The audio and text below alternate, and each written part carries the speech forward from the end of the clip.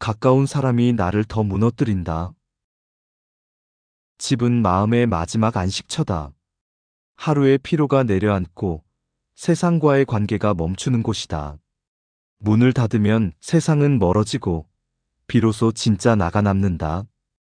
그런데 어느 순간부터 그 평화가 흔들리기 시작한다. 누구의 잘못도 아닌데 내 집인데도 편하지가 않다. 소파에 앉아도 마음이 불편하고 식탁에 마주 앉은 얼굴이 낯설게 느껴진다. 이유는 단순하다. 문턱을 낮췄기 때문이다. 정약용은 말했다. 가까운 친구라 하여 자주 오게 하지 말라. 가까운 친척이라 하여 오래 머물게 하지 말라.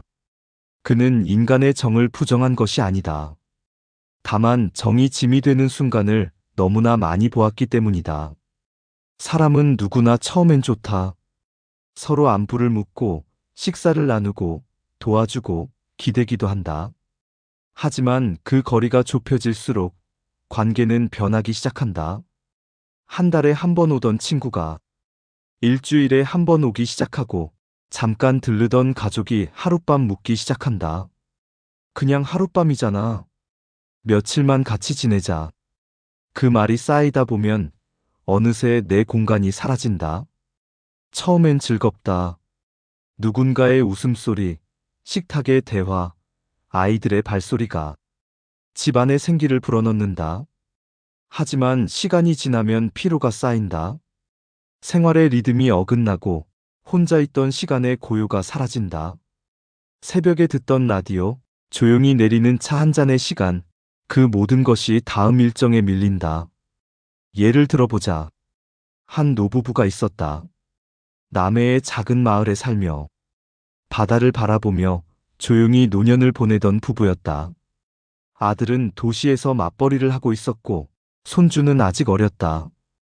어느 날 아들이 말했다. 부모님, 여름방학 동안만 아이 좀 봐주세요. 시골 공기도 쐬고 손주도 좋아할 거예요. 처음엔 좋았다. 손주의 웃음이 집안을 채웠고 부부는 오랜만에 활기를 느꼈다. 하지만 한 달이 지나자 아침부터 분주해졌다. 밥을 챙기고 옷을 빨고 놀아주고 낮잠 재우고 간식 챙기고 TV 소리 낮추고 그냥 잠깐이야 했던 시간이 어느새 3달이 되어 있었다. 손주는 예쁘지만 하루가 고되다. 아들은 고맙다고 말하지만 그 말보다 더 필요한 건 시간의 자유였다. 그제서야 부부는 깨달았다. 정이 깊을수록 거리가 필요하다는 것을, 가까운 사람일수록 문턱이 있어야 한다는 것을. 정약용은 또한 이렇게 말했다. 사람은 친하다고 함부로 들어오면 안 되고 주인은 정답다고 함부로 맞아서는 안 된다. 그는 인간의 경계가 무너질 때 서로에게 상처가 된다는 것을 일찍이 꿰뚫어 보았다. 말이 많은 자리에선 오해가 생긴다. 머무는 시간이 길면 감정이 무뎌진다. 거리가 사라지면 존중도 함께 사라진다. 한 번은 이런 일이 있었다. 동네 친구가 자주 놀러 오기 시작했다. 퇴직 후 시간이 많다며 하루에도 몇 번씩 차 한잔 하자고 찾아왔다. 처음엔 반가웠다. 그런데 그 친구는 늘 비슷한 이야기를 반복했다. 요즘 세상이 말이야. 그 회사 다닐 때는 내가 예전에 처음엔 웃으며 들었지만 어느 날은 귀가 피곤해졌다. 혼자 있는 게 더 그리워졌다. 그런데 거절하려니 마음이 불편하다. 가까운 친구인데 섭섭해할까 걱정된다. 그래서 또 문을 열었다. 그 결과 마음은 더 무거워졌다. 정약용은 이런 상황을 두고 이렇게 말했다. 마음은 다치지 않았으나 문은 닫아야 한다. 그 말이 참 맞다. 사람을 거절하는 게 아니라 시간을 지키는 것이다. 사람마다 살아가는 리듬이 있다. 그 리듬이 깨지면 마음도 흔들린다. 혼자 있는 시간은 단순한 고독이 아니라 삶의 균형을 지탱하는 뿌리다. 그 뿌리를 뽑히게 하는 건 언제나 정의 이름을 한 타인의 발자국이다. 가족 사이도 마찬가지다. 자식이 효심으로 부모를 모시고 싶어 한다. 그 마음은 고맙다. 하지만 부모에게 필요한 건 효도가 아니라 공간이다. 서로의 리듬을 존중하는 거리다. 자식은 부모의 생활을 바꾸려 하고 부모는 자식의 방식을 이해하지 못한다. 그냥 이렇게 하자. 그건 옛날 방식이야. 사소한 말이 부딪히고 감정이 쌓인다. 결국 사랑은 남지만 평화는 사라진다. 같은 지붕 아래서도 마음은 멀어진다. 정약용의 말처럼 가까운 사람일수록 예를 지켜야 한다. 예란 서로를 존중하는 최소한의 거리다. 그 거리가 있을 때 관계는 오래간다. 집은 쉼의 공간이다. 그 안에서는 마음이 숨 쉬어야 한다.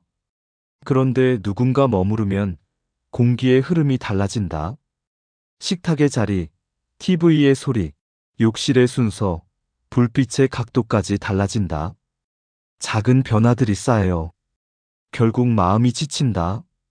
이 피로는 하루아침에 오는 게 아니다. 조금씩, 그러나 확실히 쌓인다. 그 피로가 깊어지면 사람은 스스로의 집에서도 쉼을 잃는다. 노년의 평화는 고요함에서 온다.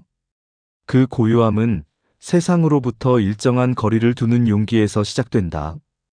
젊을 때는 관계가 삶의 중심이었다. 하지만 나이가 들면 고요가 삶의 중심이 된다. 그 고요 속에서 비로소 자신이 보이고 세상이 정리된다. 어떤 이는 이렇게 말한다. 혼자 있는 게 외롭지 않느냐? 그건 혼자를 외로움으로만 보는 시선이다. 혼자 있는 시간은 스스로를 회복하는 시간이다. 고요 속에서 차를 마시고 지난날의 일들을 돌아보며 잊었던 감정을 정리하는 시간이다. 그 시간 속에서 삶은 다시 단단해진다. 정약용은 평생 유배지에서 홀로 지냈다. 가족도, 벗도, 명예도 잃었다. 그러나 그는 그 고독 속에서 목민심서를 썼다. 그의 고독은 결핍이 아니라 깨달음의 시간이었다. 그래서 그는 말했다. 고요함을 두려워 말라. 그 안에 참된 마음이 깃든다. 누군가는 말한다.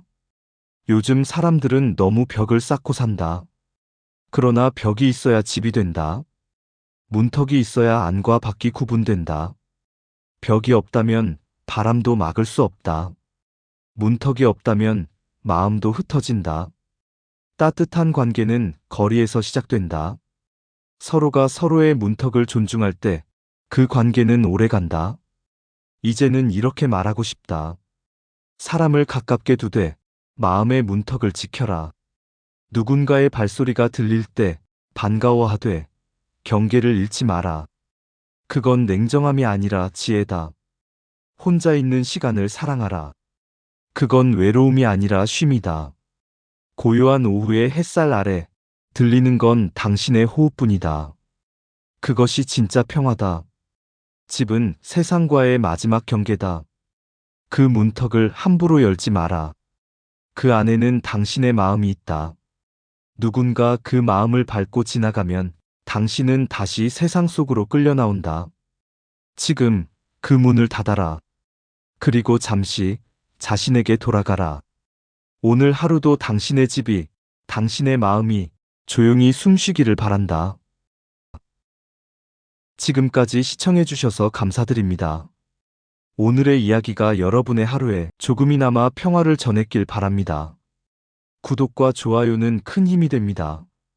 좋은 이야기, 따뜻한 영상으로 다시 찾아뵙겠습니다. 감사합니다.